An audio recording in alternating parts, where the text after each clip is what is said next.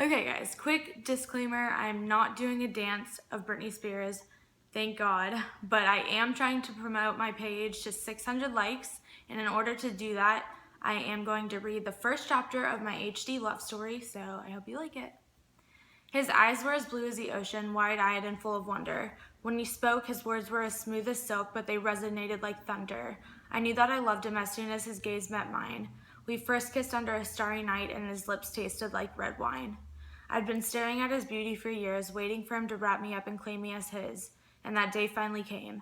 15, falling fast, with a heart pounding as rapid as the rain.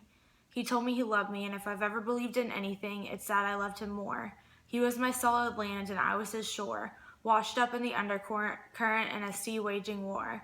I was abused, desolate, vindictive, and sore, but he dressed up the wounds to be thought of no more. I knew that before I met him, I had been living in a comatose, but now I'm awake.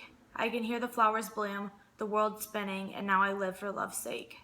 People tell me that it's called infatuation and that it will fade away, that young love is all too fleeting and that it's only child's play. I don't believe them.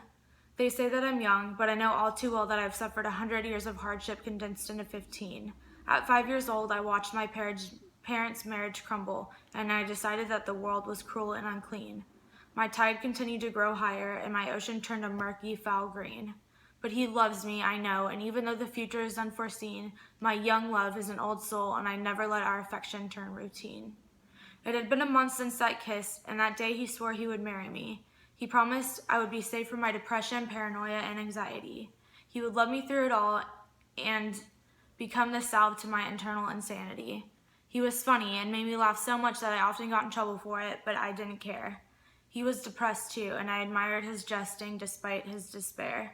My favorite emotion was a smile through tears, and he had it nailed down despite all of his fears. 15. We were the same person, so externally young, two internal souls advanced in existence. His body was filled with passion, and his mind would steep it. Together forever, no matter what, became our outspoken promise, and I swore to the gods I would keep it. So that's it, guys, and there's more to come. I think there's going to be about 12 chapters, so stay tuned and like my page if you want to hear more of my story. Thank you.